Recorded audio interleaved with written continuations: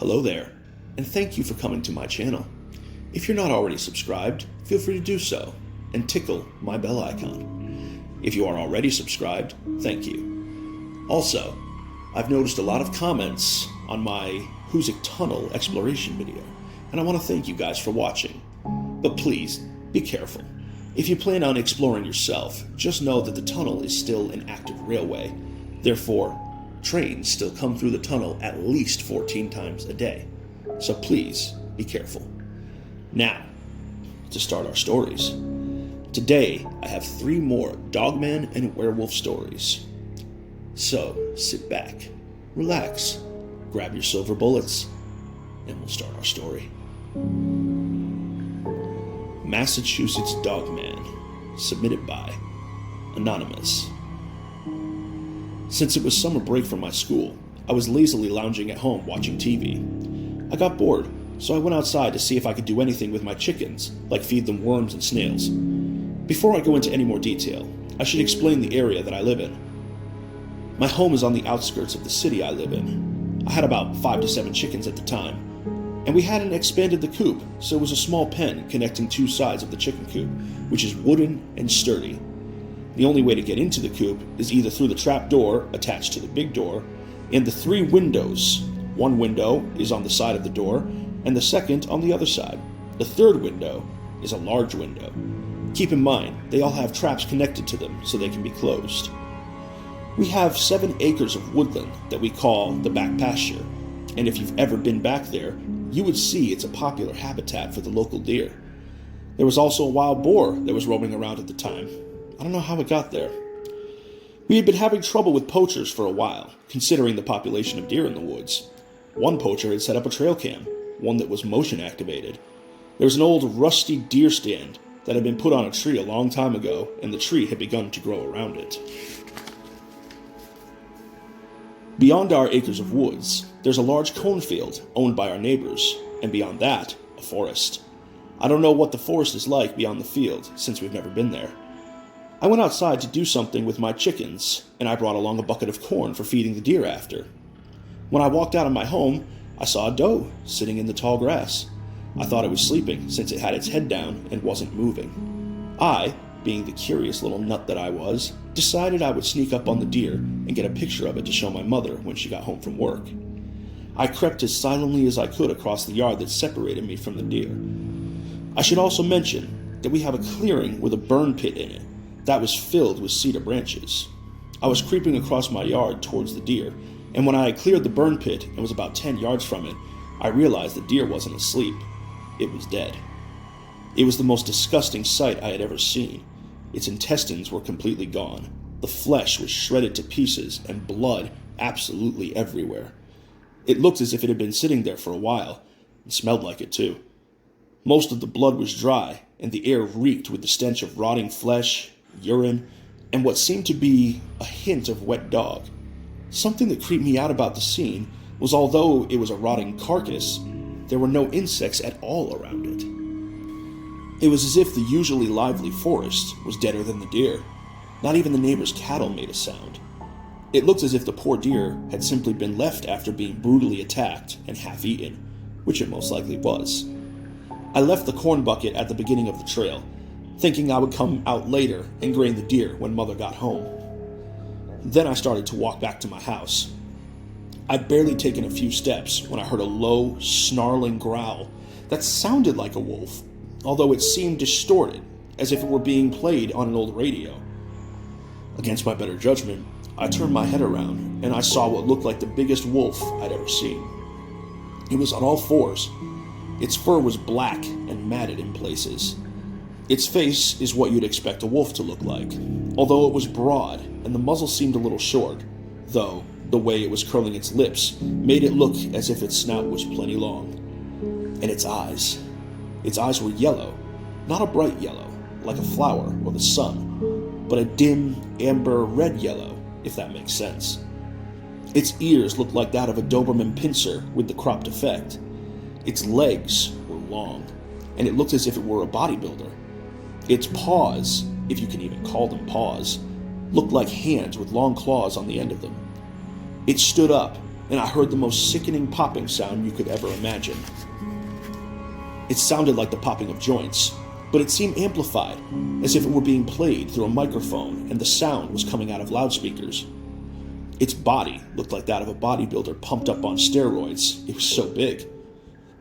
It had no tail, that I could tell, and it seemed to tower over me, although I was a good 10 meters from it. I was about 5'4" at the time, and I came nowhere close to its height. It was so tall that the tip of its ears could almost touch the top of a young cedar.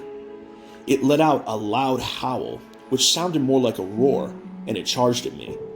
Doing the only thing I knew to do while hyped up on fear and adrenaline, I began to run away from it. I remember clearing my yard in what seemed like hours, but was likely only a few seconds, and running inside, slamming and locking all the doors and windows. As I calmed down a small bit, I had realized that if it really wanted to kill me, it would have. What I had experienced was not an attack charge, but a bluff. I was lucky to get away with my life. Although this happened almost 2 years ago, it still terrifies me to think about it.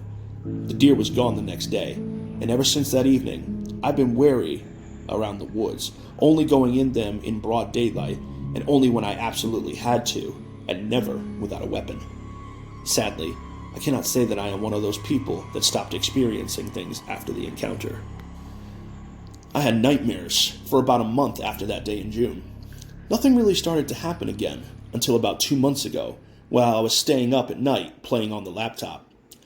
I had started to hear things moving around on the porch, and turned on the light to see the shape of something huge disappearing behind the corner of my house. There was also one of the rare times I went into the woods after the first encounter when I was helping my mother clear brush from the hunting clearing. I was going to get the mower and was walking the trail to do so when I heard bipedal footsteps following me off to my side. They stopped whenever I stopped, and I eventually ran out of the woods, and I haven't been back since. I asked my late great-grandmother about the creature I had seen in the woods, and she informed me there was something called the Wolf-Head Man that stalked the Kanza tribes, preying on small children that strayed too far from their teepees. Later, I was informed by my history teacher that my house had actually been built on tribal burial ground, and I have since been wondering if that had something to do with it. I hadn't heard about the Wolf-Head Man before she had told me about it. When I saw that there were several eyewitness reports that proved truthful, it made me feel a lot better about coming out with this information. I know what I saw, and what I saw was a dogman. Florida Werewolf, submitted by Anonymous. Okay, I'm sharing these stories in hopes of someone else having another one, and then I will have this one out in the open. I was traveling Highway 10 from the west coast to the south coast of Florida. I was with my 6 kids and pulling a trailer with all my belongings and 3 dogs in it. I was in a big SUV, and it was around 2 a.m. The kids were all asleep, and my 13-year-old daughter was in the passenger seat to make sure I stayed awake. So, after traveling Highway 10 for 3 days, I had decided since we reached Florida, we would cut through the state to save some time. So we got off Highway 10 on an off-road in hopes of getting gas and making some time. It was along Route 27. We came to the first little gas station. It was closed. I was nervous because we needed gas, so we continued on. I told my daughter to keep an eye out for deer, crossing the 2-lane deserted highway, because hitting a deer could kill us and turn us over due to the trailer we were pulling.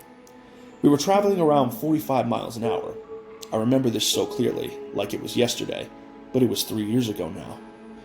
We had our brights on because the road was dark and winding. A few houses were on the highway, but not many. As we came around the corner in the headlights on the road, there was a lot of blood. Fresh blood. And on the side of the road was this 6 to 7 foot tall creature. It was on its hind legs, hunched over a dead deer, eating it. It did not look up, not even when my headlights hit it. It was using its arms like a human, eating the deer. It had a very muscular body, pointed ears, and a long muzzle. If you ever saw a werewolf, this was it.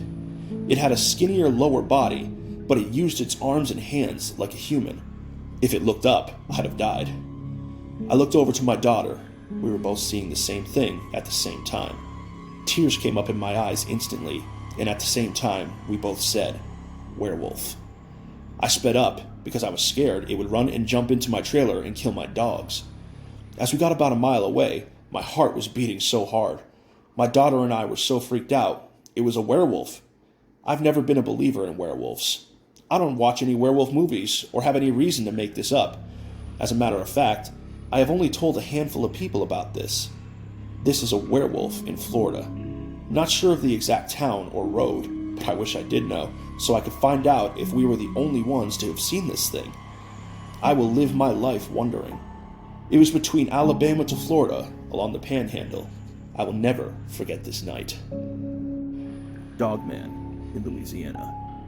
Story number 3. My encounter happened a few years ago in South Jefferson Parish, Louisiana. Here in Louisiana, we call counties parishes, in case you didn't know.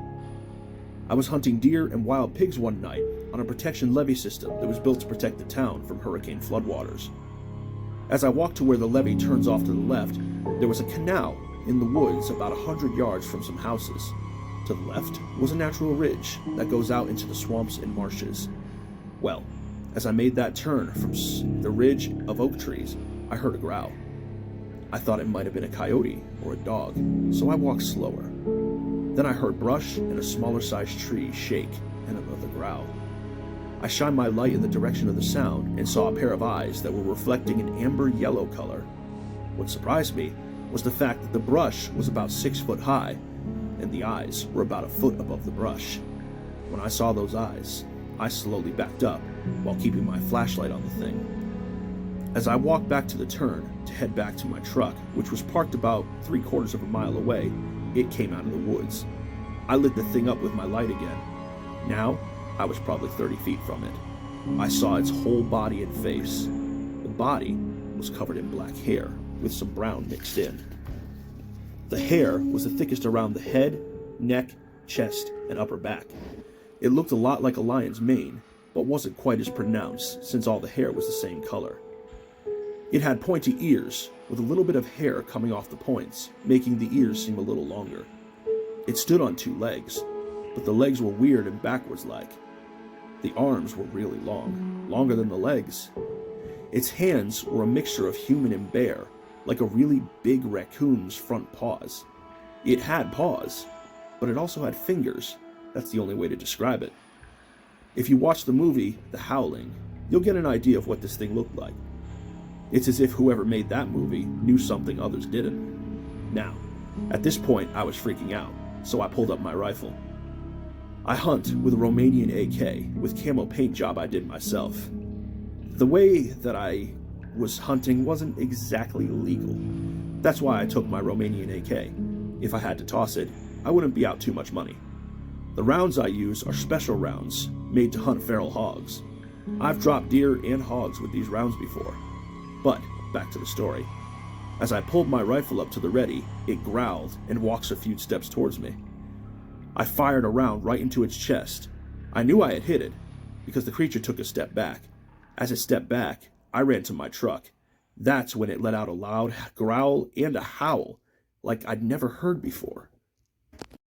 I grew up hunting and fishing, and thought I knew everything in the woods, but I hadn't heard anything like the sounds this made. As I ran back to my truck, it stalked me, but kept its distance. As I got close to the well-lit area where my truck was parked by the town library and elementary school, it stopped following me. I tried to find anyone who may have had similar encounters in the area, but all I could find was old legends of the Rougarou. I told my grandpa about what happened, but I told him it was a friend who had told me it happened to him. I also told him that it sounded crazy. He told me that when he was 17 in the same area, at night, hunting, he heard a howl like nothing he'd ever heard before. He also told me something stalked him as he ran home that night. He said he never saw what it was, but he could hear it following him through the brush and swamps. That encounter changed my life. My perception of what is real and what is not will never be the same again. I still haven't gotten over that night. I went back a few days after that incident and found 2 large dog tracks as big as my hand. I wear a size large glove.